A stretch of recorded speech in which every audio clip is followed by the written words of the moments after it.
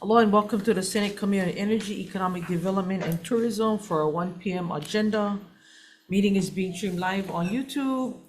In the likely event that we have to abruptly end this hearing due to technical difficulties, the committee will reconvene to discuss any outstanding business at 1 p.m. on Thursday, March 14, 2024 in this room, 229, and a public notice will be posted on the legislature website.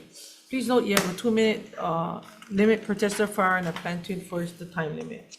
Okay, on to the hearing. First one up, HB 1815 relating to Agribusiness Development Corporation. Testifying first from the County of Maui, Mayor Richard Bisson in support. Wendy Gady in support, in person, no. Brian Miyamoto in support for Farm Bureau. Testifying for the Chamber of Commerce Hawaii in sorry. Good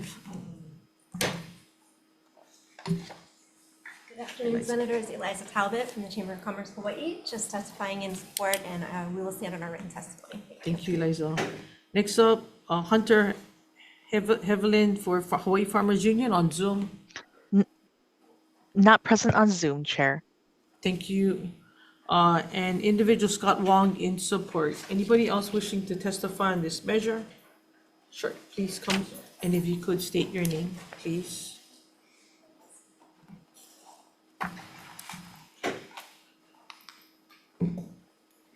Aloha, thank you very much. Aloha. My name is Scotty Rees-Moniz. I'm with Friends of Waimanalo, nonprofit organization. We're a workforce development program. We also have with Ohana Hawaii Ventures, which is our farm arm, which is our private sector. And then we also have our Waimanalo Canoe Club, which is our culture. So farms like ours on Kealala Farms on top of Wahiawa Whitmore Village needs these kind of opportunities so we can actually benefit and help the farmer, which is the small farmer, to make income from several streams, especially the small farmers, as well as the farmers that is older. They're gonna need the volunteer work, the helpers, and all the community that's looking to ask how they can help. In a lot of these industries, we can unite the weakest industry, which is our farmers, as well as with our strongest industry, with the tourism, to help offset some of the workforce. And then with that partnership and education, we can build a better relationship for the tourism as well as for the farmers. We see a lot of potential in that, so we are in favor of the bill. Thank you. Thank you. You have an actual testimony or just verbal? Verbal. Okay. I just walked in and my partner is Scotty Wong. Perfect. Thank you. Thank you. Mahalo. Anybody else wishing to testify on this measure? Committee, any questions? ADC is not here. Okay, next, moving on, HB 1956, relating to economic development. First up, economic DBED. Dane, sorry. Good afternoon, Chair, Vice Chair, members of the committee. Dane Wicker, Deputy Director, DBED. We stand on our testimony and support available for questions. Mahalo. Thank you. Next up, Hawaii Farm Bureau, Brian Miyamoto in support. Next, Chamber of Commerce Hawaii, Eliza in support. Hello again, Eliza Talbot, Vice President of Business Advocacy for the Chamber of Commerce Hawaii. We stand in strong support of this measure. It is a priority bill for the Chamber, as we see it as a really important opportunity to mitigate a lot of the red tape that businesses are dealing with that kind of constricts their growth. So we're very supportive of this and appreciate you hearing it. Thank you. Thank you. Next up, Janine Suki testifying on behalf of Hawaiian Telecom in support. Aloha, Chair and Vice Chair and members of the committee. Janine Suki with Hawaiian Telecom. We also stand in support of this measure for all of the aforementioned reasons that Eliza counted. We also support it because as we build fiber optic cable networks throughout the state, we see that as a stimulus for economic development. And we'd like to also examine pathways that we can help sustain a healthy business environment for companies to thrive. Thank you. Thank you. Next up, Kieran Polk for Kapolei Chamber of Commerce. Hello, Chair, Vice Chair, members of the committee. Kieran Polk, Executive Director of the Kapolei Chamber of Commerce, and we also stand in strong support of this measure. With all the growth in our region, it's really important for us to just stimulate and promote growth, especially our small businesses. We're very concerned about some of the regulations that affect our small businesses, and we've even seen some of them moving out of state. So if we can come together and collectively work together on this task force, I think it will be a step in the right direction. Mahalo. Thank you. Next up, Lauren Zerbo, Oi Food Industry Association on Zoom Not present on Zoom, Chair. and in support. Thank you. Tina Yamasaki for Retail Merchants of Hawaii in support on Zoom. Not present on Zoom, Chair. Thank you. Melinda Dant for Fairwind Cruises in support. Stephanie Sakamoto in support for HCUL. Agent Hong for Island Plastic Bags in support. Pamela Tumpop, Maui Chamber of Commerce in support. Thomas Jones, Gyotaku Japanese Restaurant in support. Jason Higa testifying for FCH Enterprise Sippy's Restaurant in support, and Alan Hayashi in support. Anybody else wishing to testify on this measure? Seeing none, members, any questions? Questions. Senator Kim. So debate Ding.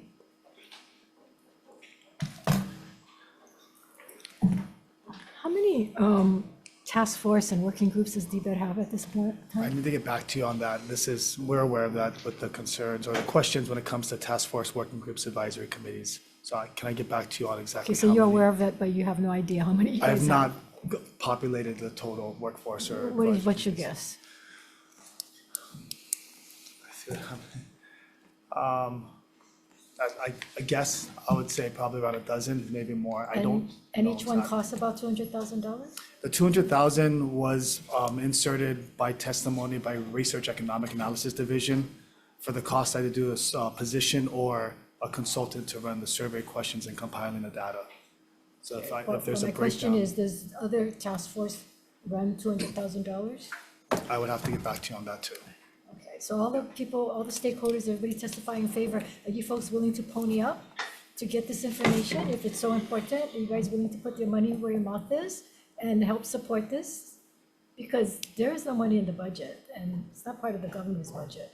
And we've been told that we shouldn't be putting in stuff because there's just no enough money. So, it's great to have a task force, but when it costs $200,000 and if the participants or who wants it willing to help pony up for it, then fine, and you guys have the time to do it. But to hire a consultant for $200,000 for a task force to collect ideas, I mean, it's like, I'll get the breakdown for you on the 200,000. okay. And maybe you can check with the stakeholders if they're willing to pony Will up do. for it, or people who are testifying in support of it. We'll do, Senator. Thank you. Any other questions? Seeing none, thank you, Dane. Thank you. Moving on to HB 1959 relating to economic development. First testifier, Chamber of Commerce, Eliza.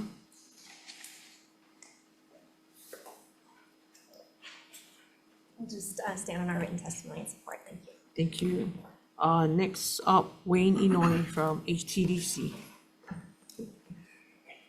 Good afternoon, Chair, Vice Chairs, members of the committee. Wayne Inoue, HTDC. We stand on the support of this bill. Thank you. Thank you. Anybody else wishing to testify on this measure? Seeing none, any questions for the committee? Senator Wakai. So if I'm reading this bill correctly, it just allocates money for one position. That is correct.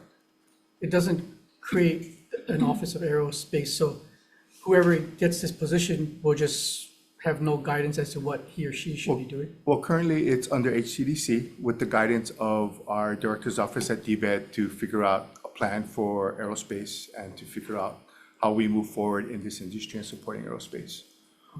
Because the Senate version of this bill has a clear directive as to what this individual should be tasked to do. This is just purely fill a position with no real guidance other than Dane and Jimmy Tokioka. Right, and I think it's more about investigating what the industry is looking for and doing the due diligence to make sure that we create an industry and a program that supports the industry properly. So it's kind of doing the groundwork of how do we create an aerospace program and what the support infrastructure will look like. Okay. Thank you, Wayne. Thank you, Chair. Thank you. Anybody else?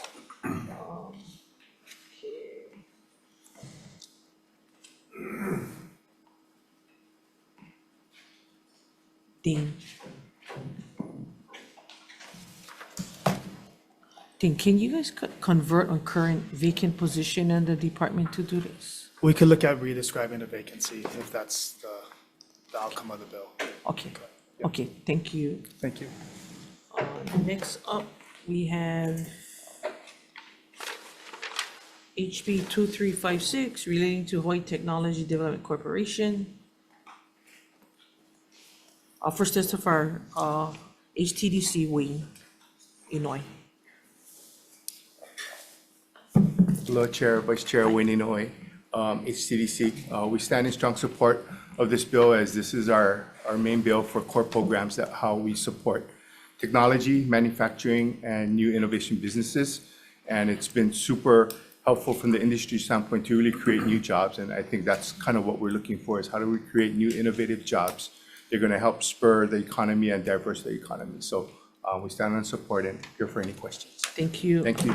Next up, DBED, Dean. Chair, Vice Chair, members of the committee, DBED stand on our testimony and support. Thank you.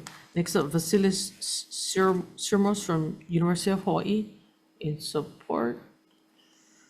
Brian Miyamoto in support. Chamber of Commerce, Eliza.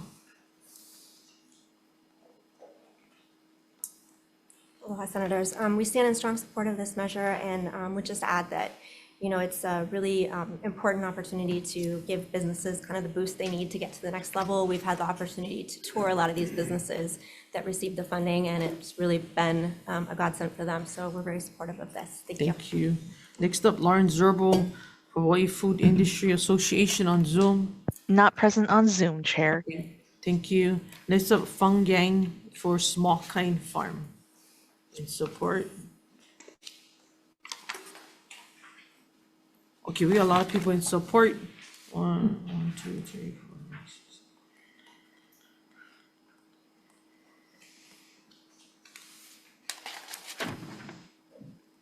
You know, 17 other individuals all in support of this measure. Anybody else wishing to testify on this measure? Seeing none. Any questions from the committee?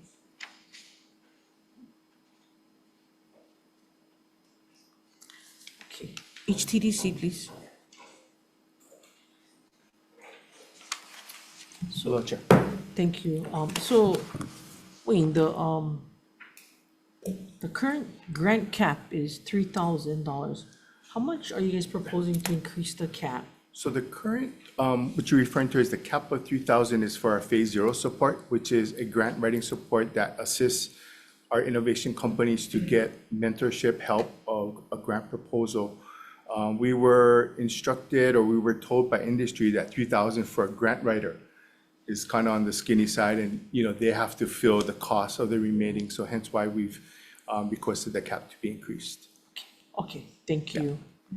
Okay, moving on to HB 2359 relating to Hawaii Broadband and Digital Equity Office. First testifier, DBED, Ding.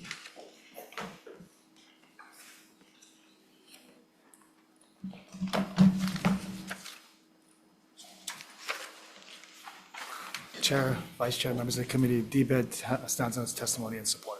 Available for questions. Thank you. Randy Leong testifying for DCCA.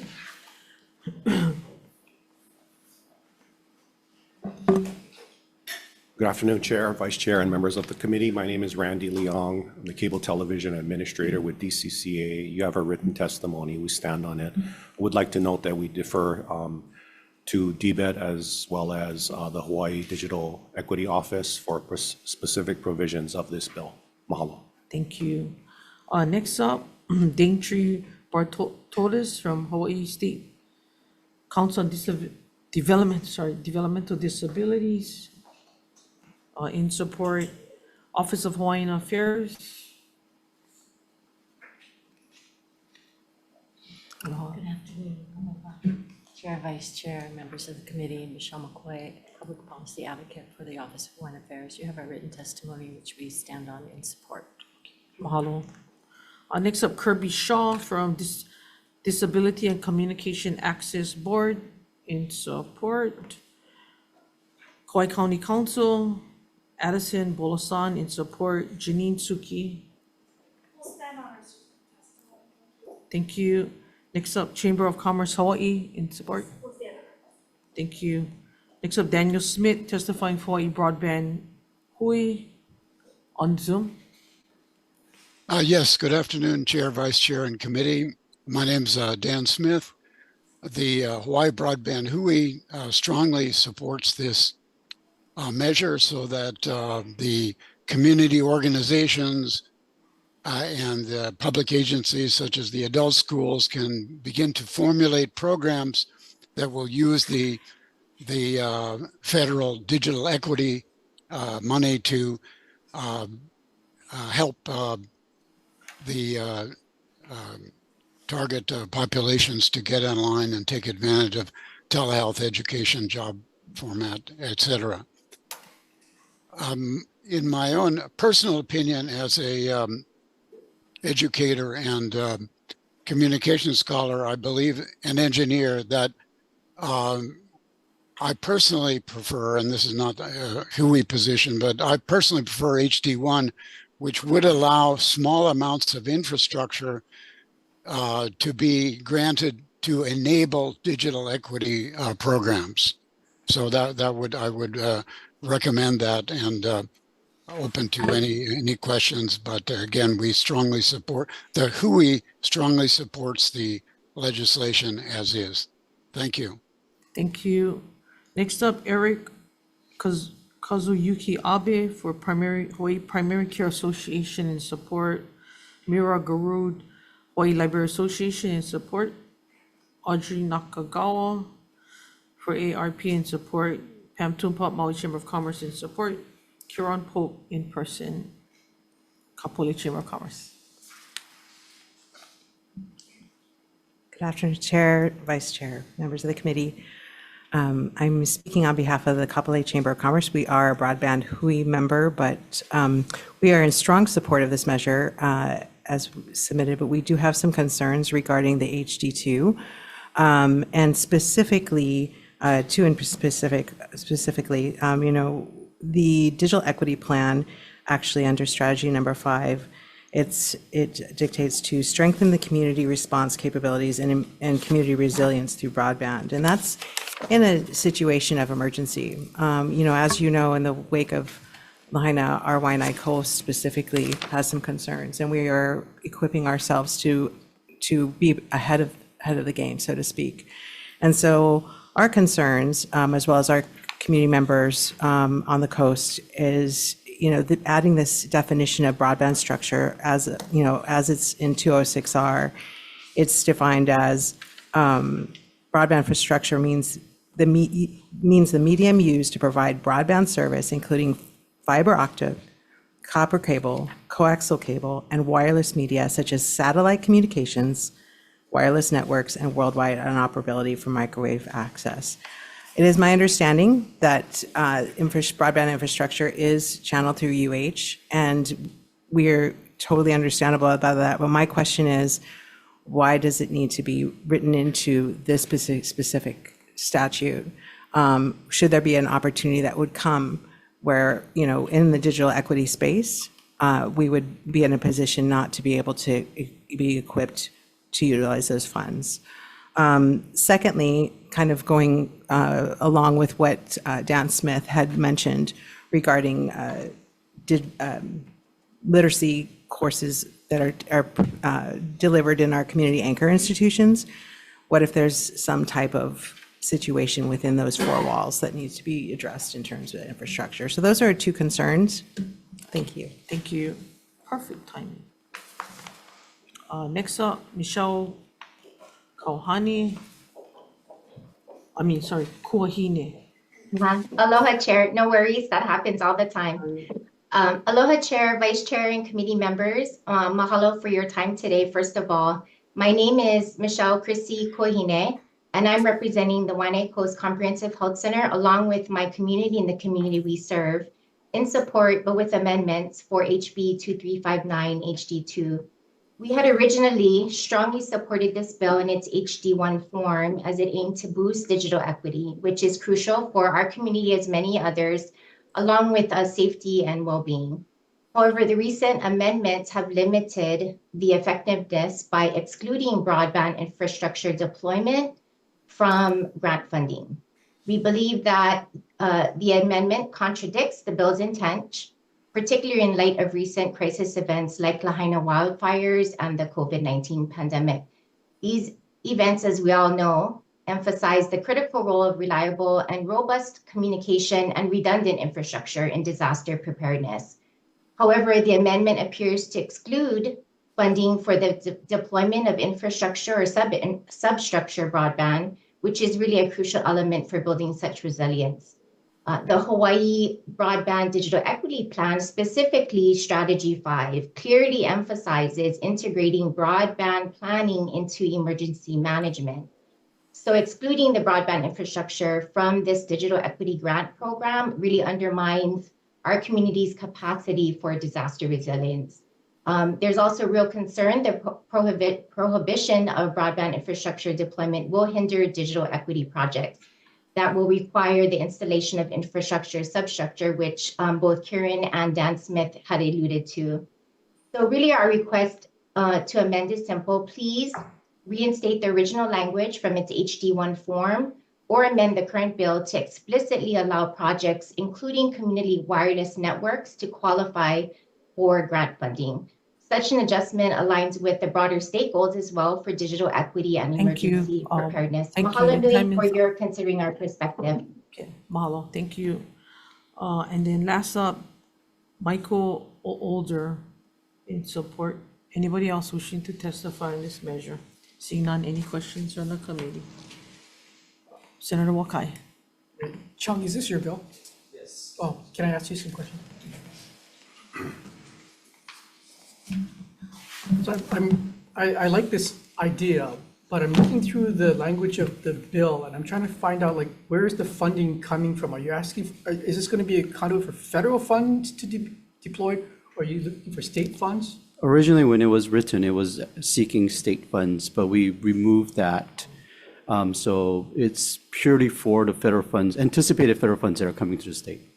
Okay, and I'm looking at just your game plan on how you're going to review and award applications, and it just refers to the office. And to me, the office could just be you. Is there going to be like a screening group, or who's going to make the decision on who gets funding? So several things have to happen before we can implement. We have to create, establish administrative rules, develop the criteria for the application, acceptance, selection, criteria, scoring system. All of that has to be developed before we can deploy any funds. So all of that will, and then identifying which system to use to track these grants. So that will all happen before we can deploy any funds. So yes, so I can assure it's not just going to be me, Senator. Yeah. I trust you, but I think more minds helping you would be satisfactory. Yeah, clearly, rules have to be established before we can deploy any funds. Thank you. Question? Senator Maybe a follow-up Yeah. to Senator Wakai's questions.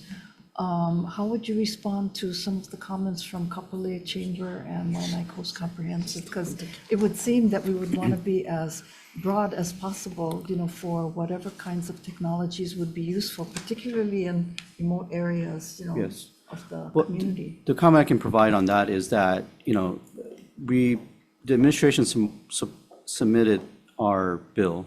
And of course, we prefer how it was submitted. It's been vetted. It aligns with our digital equity plan. So original, version as submitted is our preference. But I can say that You know, it was a charter amendment that was submitted on the House side. I spoke to their representative, and we're okay with it because it won't affect too much of what we're going to do.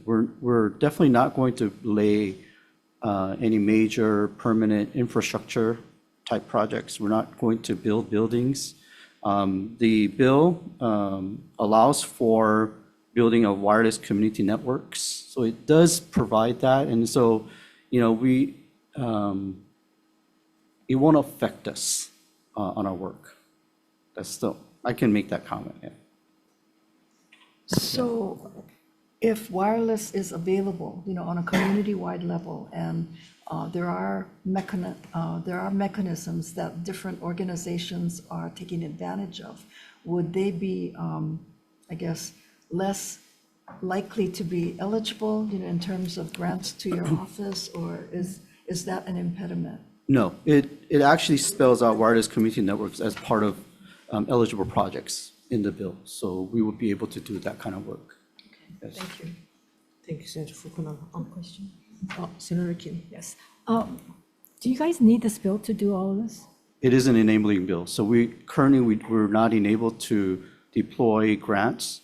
So the consequence of not passing this bill would be that when the federal grants come in, we would have to seek either partner state agencies or other agencies or nonprofits to deploy the funds. Okay, got it. That will be the consequence. So, how much of the state do you estimate do not have digital access, and what will it take to reach the 100%? So there are few things, right? There's a broadband access, there's a device access, and the training necessary. The state is about 80% or so connected, so we're pretty well connected. So what we're trying to address is this covered population, those in the rural communities, those have that meet some income level, kupuna, incarcerated individuals, language barrier individuals. So those that really need them. So those, you know, population in the metropolitan areas, and they're covered, right? They have the access, they have the devices. It's really for those that vulnerable population, you know, needy population that really need the devices, the training, and the access. That's the target population for us. So who oversights those rural areas, and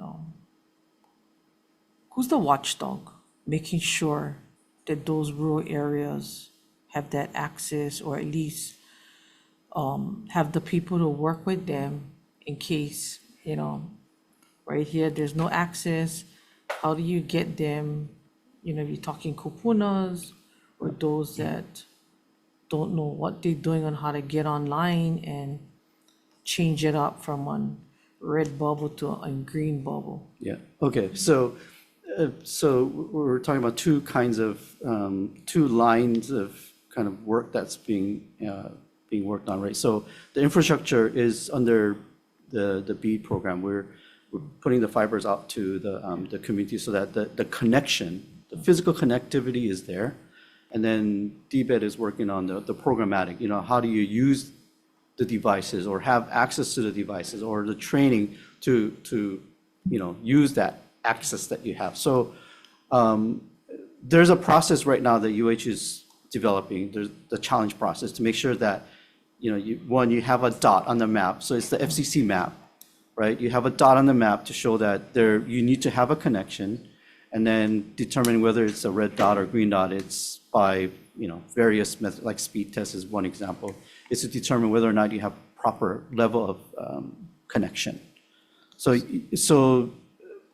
UH is doing that portion. We're the programmatic portion. So I don't know if I answered your question. So, well, I guess what I'm trying to ask is that if UH is doing that portion of it, but they're not doing that portion of it, where do you fit in on the digital equity to make sure they have that connection if they don't get that portion of it up and running? Well, Senator, I'm pretty confident that they're working towards that I mean, so right now, the next step is a challenge process, right? So if you don't have a dot, or if you don't have a green dot or red dot, make that determination on the level of service that you have. So there is going to be a challenge process that's anticipated to start May. So I guess this story, and I just frustrated with UH. I'm so frustrated with UH. Not because she's sitting next to me, but I get my own issues with UH. They were out on Molokai for a meeting yesterday. And there were people on the east side of that island that is as rural can be. And the individual that sat there with UH basically said, well, I don't think we can come back out again, we don't have the time.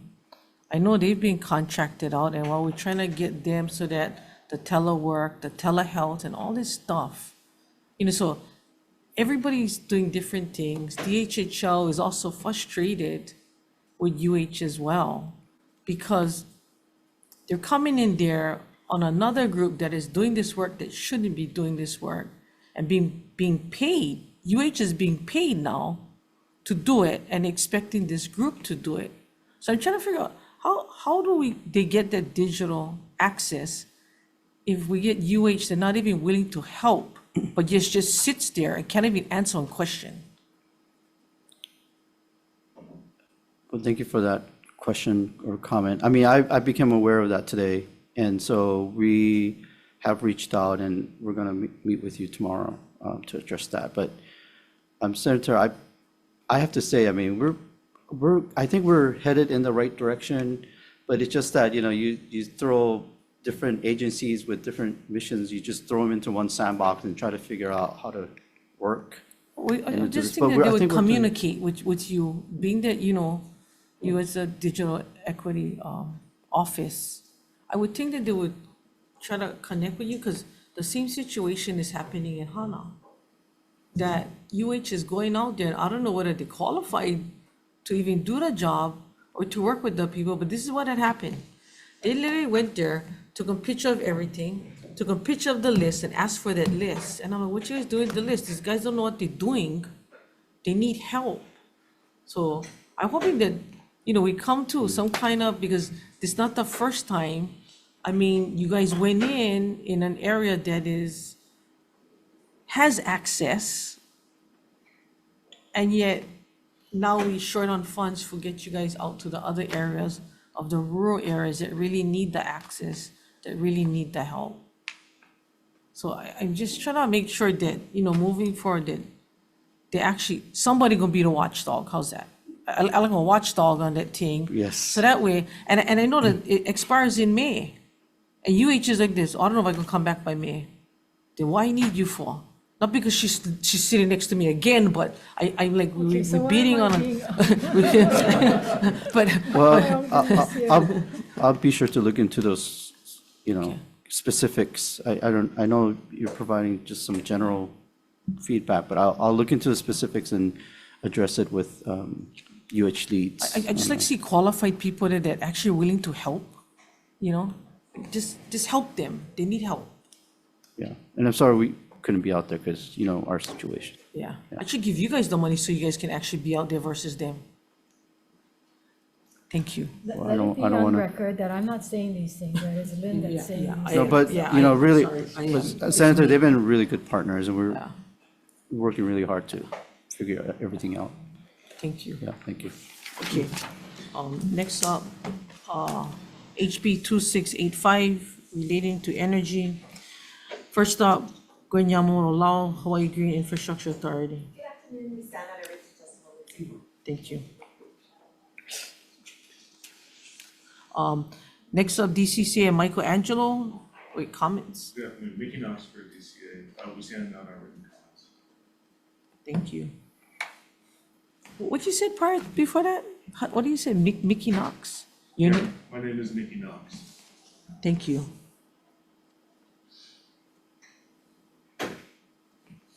Thank you. Next up, Leo Asuncion from Public Utilities Commission. Good afternoon, Chair, Vice Chair, members of the committee. I'm Ashley Norman, Utility Analyst at the Public Utilities Commission. We stand on a written testimony, and I'm available for any questions. Mahalo.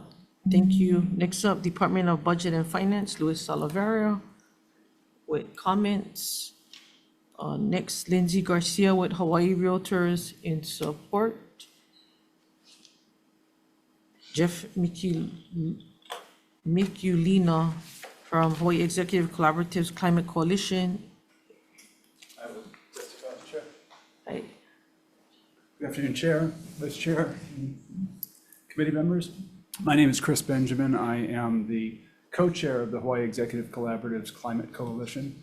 We are a group of almost 50 organizations, from large businesses to small businesses to NGOs to educational institutions, all 4 counties, and the state administration, that have come together to try to advocate for positive policy climate, as well as working internally within our organizations on climate-friendly actions. And in the spirit of trying to find climate-friendly policy, we come together every 2 weeks during the session to identify bills that we want to support, and this is one of the bills that we have selected. And we're very supportive of this bill because, first of all, we believe that the Green Bank program itself is a win-win-win in that it helps climate resilience, it helps climate mitigation, and it also helps ALICE families economically by saving them significant money. We support this bill because it provides a new important source of capital for the Green Bank to expand its program. An expansion of rooftop solar with battery storage is critical to meeting our long-term goals as a state. And so this bill not only provides a new source of revenue, but it also provides condominium owners, multifamily residential owners, the opportunity to invest in solar and benefit from both the income stream and the tax credits, whereas they would not be able to as multifamily owners. So we think it is not only a win-win as a bill, but it's also supporting a very important and successful program. So thank you. Thank you. Next up, Mihoko Ito with Hawaii Bankers Association on Zoom. Not present on Zoom, Chair. Thank you. Next up, Jody Robinson for Blue Planet in support. Sherry Pollock in support. Rocky Mold in support. Stephanie Sakamoto in support. Mike Ono Friedi in support. And Joshua Alu Mori in support. Anybody else wishing to testify in this measure? Seeing none, any questions from the committee? Senator Wakai. Gwen?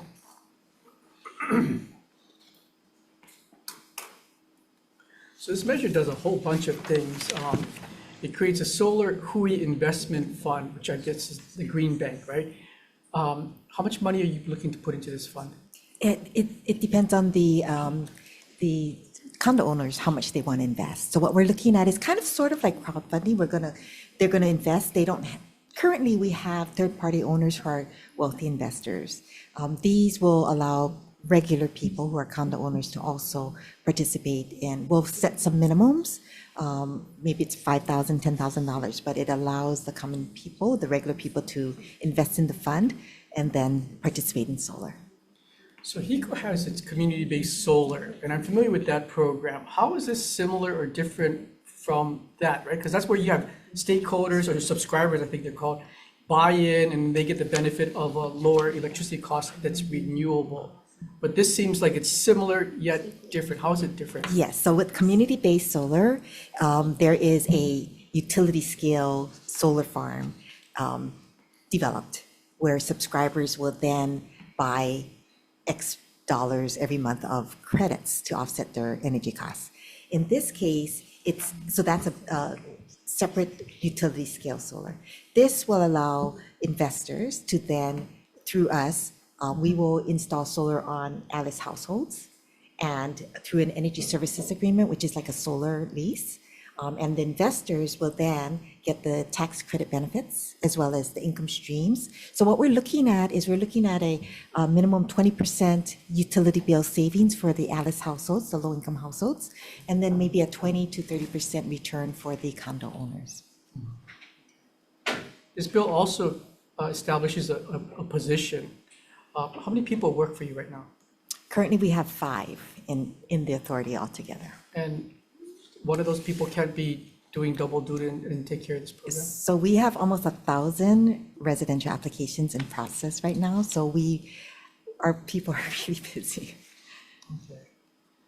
My struggles with the Hawaii Green Infrastructure Authority is like, you always have mission creep, right? You established years ago to take care of low-income households where some kind of solar, $150 million in bonds set you up and depleted.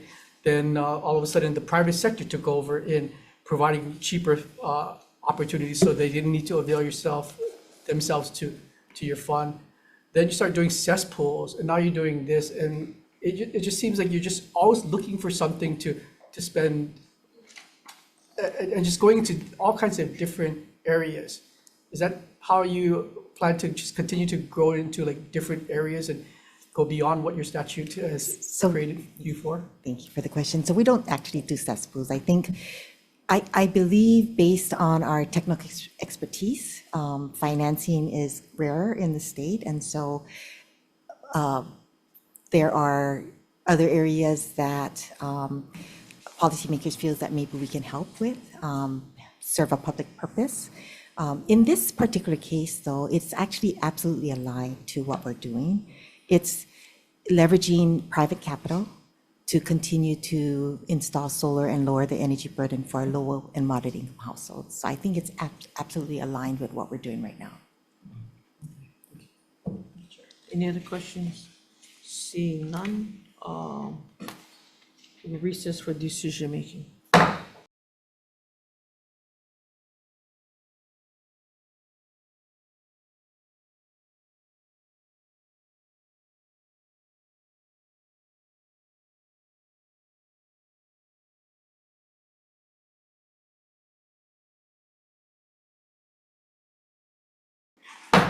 Thank you. Ready for decision-making on our 1:00 p.m. agenda. First bill on the agenda is HB 1815, HD1 relating to agribusiness development corporation. Recommendation is to pass as an SD1 defecting the date to January 1st, 2060. Any discussion? Seeing none, Vice Chair Okai for the vote. Chair goes aye.